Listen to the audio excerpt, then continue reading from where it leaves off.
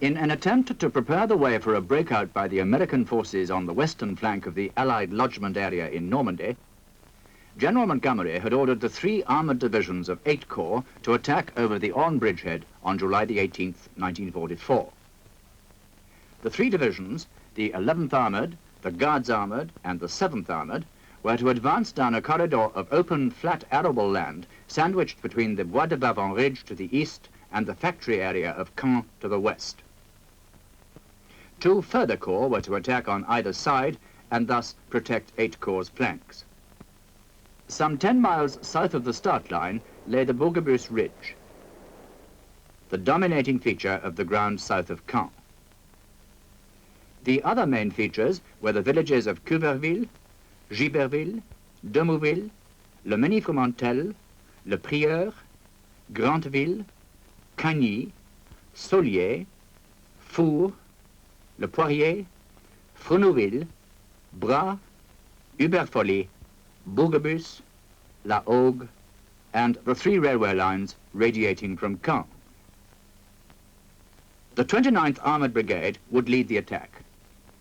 As it swung to the west of Cagny, it would leave C Squadron of the Fife and Forfar Yeomanry to mask it. The remainder of the armoured regiments would race for the villages of Bras and Uberfolly.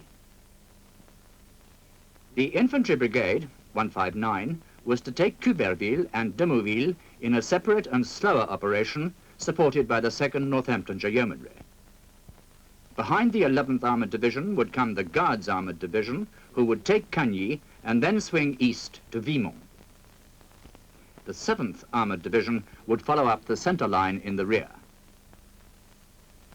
The plan was based on intelligence reports that estimated the prepared defences to be 3 miles in depth.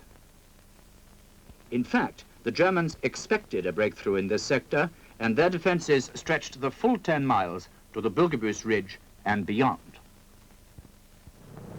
However, the intelligence report did stress that some stiff opposition could be expected, so the Allied plan relied on an element of surprise, an annihilating air and artillery bombardment, and a swift follow-up.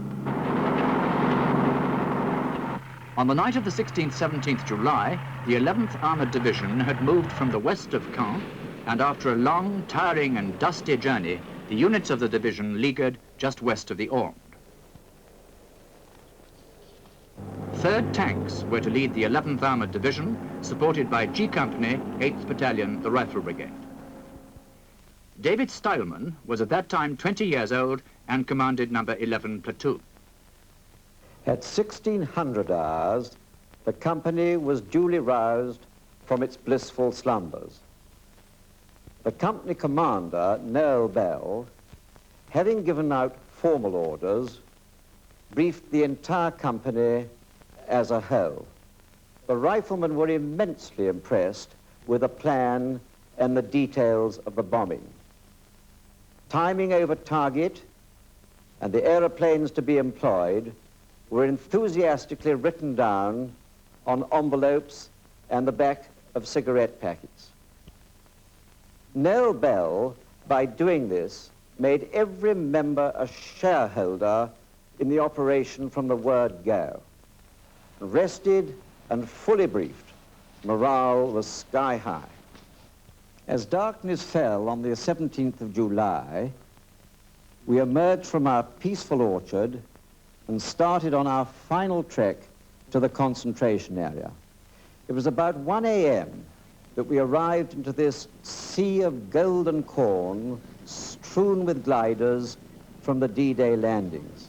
And the corn was so high, not only did it cover a Bren gun carrier, but the whole area was so congested that one had to ask the driver to move up a few feet in order to open the door of one's vehicle. Along with our friends of A Squadron, we only had 2 hours breather before making our way through the minefields. And as we looked back, we could see this ever-increasing armada of vehicles building up behind us. And we in G Company were delighted to be in the van of this operation because it looked too good a target for the Luftwaffe and the German artillery to pass by. As 3rd Tanks moved up to the start line, A Squadron was in the lead under the command of Major Bill Close. We had orders to form up on the start line in 3 waves. The first wave to consist of my A Squadron on the right, with B Squadron on my left. The second wave to consist of RHQ, the recce troop, the carrier platoon, a troop of flails, and half a troop of average. And finally, the third wave to consist of the reserve squadron, the motor company, and H battery of 13th RHA in their priests. At 0530 hours, we were in position and awaiting the bombardment, which was to precede the attack. Wave after wave of bombers came over and dropped their bombs on the villages in front of us. It really did seem that nothing could live under the bombardment, but how wrong we were. Lieutenant von Rosen, acting company commander of the 3rd Company of 503 Heavy Tank Battalion, was at Manneville. Early in the morning, I was awakened by the familiar sound of aircraft engines. As I crept out from under my tank, I saw the first bomber waves approaching. From this moment on, our concentration area was subject to air bombardment, which lasted for 2.5 hours without interruption. We were located in the very center of the bombardment area. It was like hell, and I am still astonished that I ever survived it. I was unconscious for a while after a bomb had exploded just in front of my tank, almost burying me alive. I could see that another tank, about 30 meters away, had received a direct hit which had set it on fire instantly. A 3rd tank was turned upside down by the blast. And when I tell you that the tanks weighed 58 tons and were tossed aside like playing cards, you will see just what the hell we found ourselves in.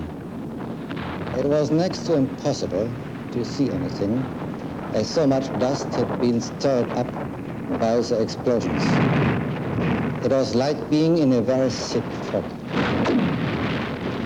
It was impossible to hear anything because of the unceasing crashing of explosions all around us.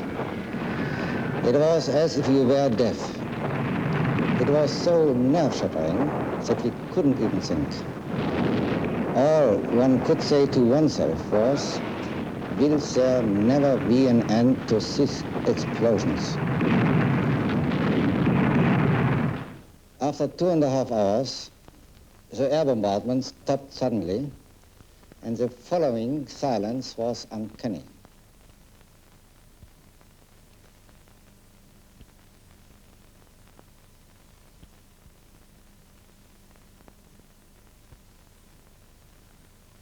As far as my company was concerned, 2 Tigers were completely neutralized.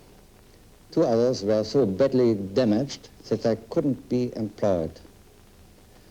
All the tanks were completely covered with earth, and the gun sights had been thrown completely out of adjustment by the shock effect. 15 men of the company were dead.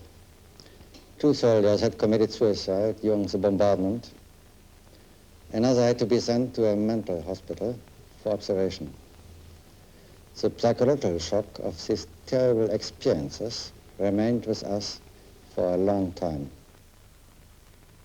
It had been the heaviest air bombardment in support of a ground attack ever mounted to that date, and it was hoped that any enemy in the path of the armor would have been effectively neutralized. It was to be followed by the artillery barrage, behind which the 11th Armored Division would advance.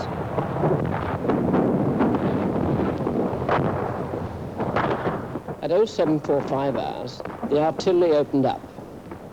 Tank crews had strict orders to be in their tanks, but these were not completely obeyed, and a few short-fall rounds, falling among the leading tanks, killed 3 of the regiment.